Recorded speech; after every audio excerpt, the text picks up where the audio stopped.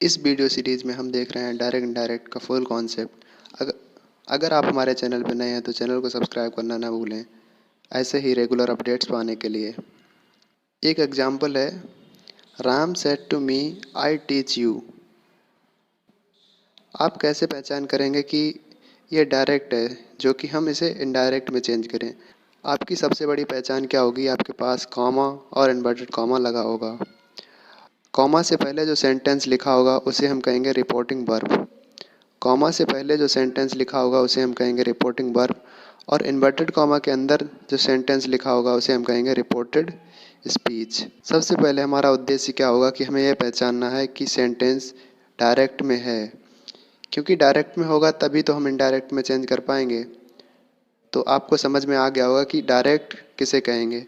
Direct उस sentence को कहेंगे जब जब कोई भी सेंटेंस इन्वर्टेड कॉमा में बंद होगा। मुख्य पहचान आपकी क्या होगी कि वह इन्वर्टेड कॉमा में बंद होगा, और जो इन्वर्टेड कॉमा से बाहर होगा उसे हम कहेंगे रिपोर्टिंग वर्ब, और जो इन्वर्टेड कॉमा के अंदर होगा उसे हम कहेंगे रिपोर्टेड स्पीच।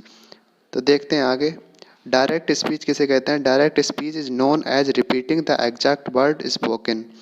डायरेक्ट स्पीच का मीन्स है कि जैसे वर्ड कहे गए हैं वैसे ही कह देना।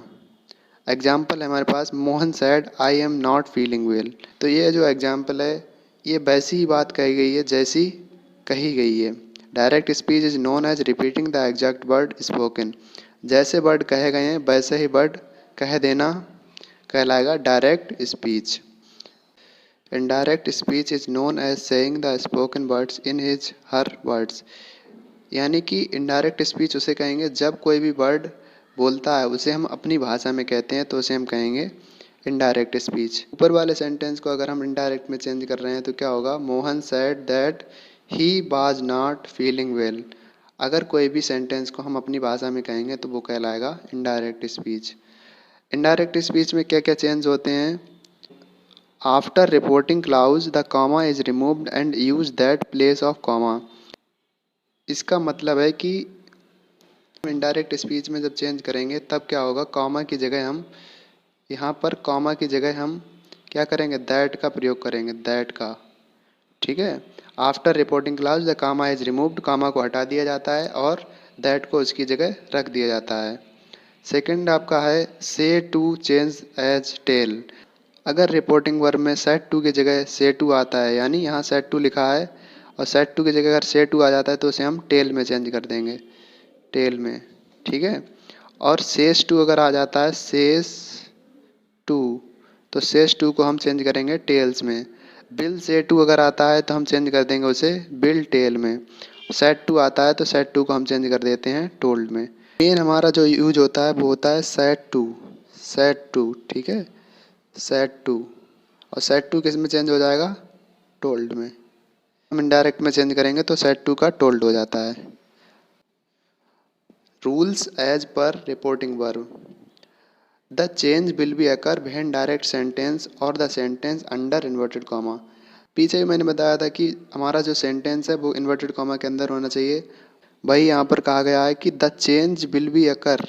चेंज कब होगा? जब डायरेक्ट सेंटेंस और सेंटेंस अंडर इन्वर्टेड कॉमा के अंदर होना चाहिए। फर्स्ट पॉइंट है आपका, if the reporting verb in past tense then sentence is change into past tense. अगर रिपोर्टिंग वर्ब हमारी क्या है? पास्ट। रिपोर्टिंग वर्ब अगर पास्ट में है तो चेंज हो जाएगी वो पास्ट में ही। ठीक है। रिपोर्टिंग वर्ब अगर पास्ट में है तो वो पास्ट में ही चेंज हो जाएगी। एग्जाम्पल है, Ram sad Mohan finished the work. तो राम सैड, यहाँ पर रिपोर्टिंग वर्ब कौन सी है? इन्वर्टेड कॉमा से बाहर। इन्वर्टेड कॉमा से बाहर क्या है? राम सैड। तो राम सैड ये हो गया हमारा reporting verb. If the reporting verb is in If the reporting verb is in present or future tense then tense remain unchanged। यानी कि अगर टेंस जो है रिपोर्टिंग वर्ब, मतलब अगर यदि जो रिपोर्टिंग वर्ब है, यदि रिपोर्टिंग वर्ब जो है, यदि रिपोर्टिंग वर्ब किस में होगी? यदि रिपोर्टिंग वर्ब प्रेजेंट या फ्यूचर टेंस में होगी तो वह चेंज नहीं होगी। ठीक है। यहाँ पर देखिए, Ram says to Shyam Mohan completed the work. तो क्या हो गया, Ram tell Shyam that Mohan completed the work. तो यहाँ पर क्या होगा, प्रेजेंट या फ्यूचर में अगर होगी तो वो अनचेंज्ड रहेगी, यानी चेंज नहीं होगी। नेक्स्ट पॉइंट है आपका, the direct sentence contains universal truth it remain unchanged in indirect speech.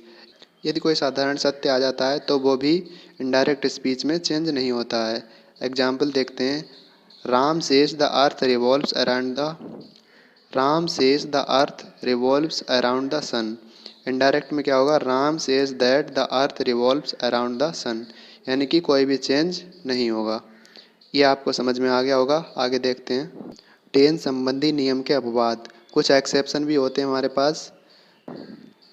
जब कोई सदा सत्य रहने वाली बात कही जाए, यानी कि कोई यूनिवर्सल ट्रूथ हो, तो हम क्या करेंगे, वहाँ पर कोई भी टेंस परिवर्तन नहीं करेंगे। एग्जाम्पल में देखिए, he said the sun rises in the east. तो इनडायरेक्ट क्या हो जाएगा, he said that the sun rises in the east, यानी कि उसे हम क्या करेंगे, कंजक्शन दैट से जोड़ देंगे और कोई भी चेंज नहीं करेंगे। जब कोई आदत संबंधी सत्य कहा जाए, यानी कोई हैबिचुअल फैक्ट है, कोई आदत होती है, तब हम क्या करेंगे, वहाँ पर भी चेंज नहीं करेंगे। The teacher said when the cat is away the mouse play. The teacher said when the cat is away the mouse play. तो ये क्या होगा, इनडायरेक्ट में जब चेंज होगा तो केवल दैट लग जाएगा और सेम लिख जाएगा। The teacher said that when the cat is away the mouse play. ये आपको समझ में आ रहा होगा। जब कोई कहावत कही जाए, यानी कि जब कोई कहावत कही जाए, तब वहाँ भी कोई चेंज नहीं होता है, वहाँ भी हम क्या करेंगे, कंजक्शन दैट से ही जोड़ देंगे। डायरेक्ट में क्या है, Hari said honesty is the best policy. Indirect क्या हो जाएगा, Hari said that honesty is the best policy, यानी केवल दैट लगा के हम क्या करेंगे, उसे जोड़ देंगे। नेक्स्ट है, जब किसी ऐतिहासिक घटना का जिक्र हो। डायरेक्ट में अगर कोई ऐतिहासिक घटना अगर हमें मिलती है तो वहाँ पर भी हम क्या करते हैं, केवल दैट लगाकर उसे जोड़ देते हैं। The history teacher said Samudragupta is called the Napoleon of India. तो इसका इनडायरेक्ट हो जाएगा, the history teacher said the Samudragupta is called the Napoleon of India. क्या करेंगे, कुछ नहीं, बस केवल दैट लगाकर उसे जोड़ देंगे। ठीक है, आज की वीडियो में बस इतना ही, और हमें कमेंट में बताना ना भूलें कि आपको वीडियो ये कैसी लगी। आपको जितने भी रूल इस वीडियो में बताए गए हैं, उन्हीं रूल्स पर आधारित एक्सरसाइज। ठीक है, टोटल 10 सेंटेंस हैं। आपको इन्हें चेंज करना है इनडायरेक्ट स्पीच में, और आप इन्हें चेंज करके रखिए। हम नेक्स्ट वीडियो में इसका सॉल्यूशन देंगे। Solution of exercise 1 in next video.